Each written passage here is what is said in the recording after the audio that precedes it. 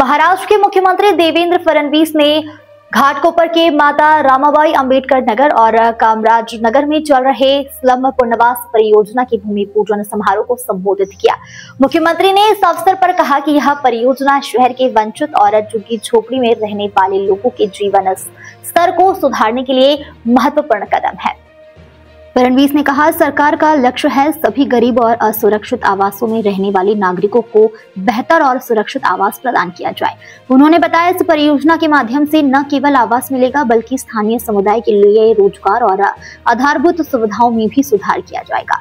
मुख्यमंत्री ने उपस्थित नागरिक और अधिकारियों को आश्वस्त किया है कि परियोजना को समय पर पूरा किया जाएगा। इसके लिए प्रशासन पूरी तरीके से प्रतिबद्ध है। उन्होंने कहा कि स्लम पुनर्वास परियोजनाओं के जरिए मुंबई शहर में समान और सुदृढ़ जीवन यापन सुनिश्चित किया जाएगा। स्थानीय लोगों ने इस पहल का स्वागत किया और कहा कि इससे उनके बच्चों के लिए बेहतर शिक्षा और स्वस्थ जीवन की संभावनाएं बढ़ेगी। अधिकारियों ने भी यह भरोसा दिलाया है, पुनर्वास परियोजना में पारदर्शिता और गुणवत्ता का विशेष ध्यान रखा जाएगा। या ठिकाणी आपण केलाय, अनेक वर्षापासून या संदर्भात प्रयत्न चालले होते, अनेक अडथळे होते आणि ती अडथळे काही पार होतच नव्हते।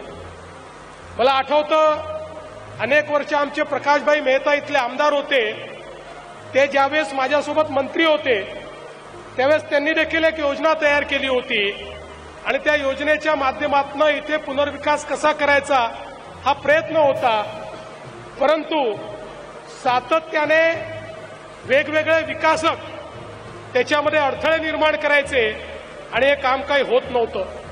मात्र शिंदे साहेब मुख्यमंत्री होते, मी त्यांच्यासोबत गृहनिर्माण मंत्री होतो आणि त्यावेळी आम्ही हा निर्णय केला की अशा प्रकारच्या ज्या काही आपल्या स्कीम्स आहेत याच्यामध्ये विकासकाच्या भानगडीत न पडता थेट आपल्या शासकीय संस्थांनाच ही कामं दिली पाहिजेत आणि म्हणून पहिल्यांदा प्रयोगात्मक एसआरएच्या सोबत एमएमआरडीएला जोडण्यात आलं आणि हा पहिला प्रकल्प असा आहे की एसआरए आणि एमएमआरडीएने मिळून हा प्रकल्प करण्याचा निर्णय घेतला आणि अतिशय वेगाने, मी खरोखर दोघांचंही अभिनंदन या ठिकाणी करेन की अतिशय वेगाने हे काम या ठिकाणी हातामध्ये घेतलं।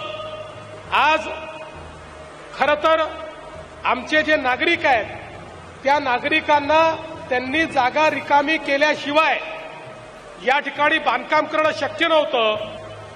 त्यांनीही सहकार्य केलं आणि राज्य सरकारने पुढे येऊन 2 वर्षाचं आगाऊ भाडं त्या ठिकाणी दिलं आणि लगेच जागा ही रिकामी झाली आणि आता या जागेवर अतिशय वेगाने बांधकाम आम्ही करणार आहोत। आणि मला एमएमआरडी आणि एसआरएला सांगायचं आहे, 3ऱ्या वर्षाच्या भाड्याची व्यवस्था आपण करून ठेवली आहे, पण ते देण्याची वेळ आणू नका। 2 वर्षात हे काम या ठिकाणी उभं राहिलं पाहिजे।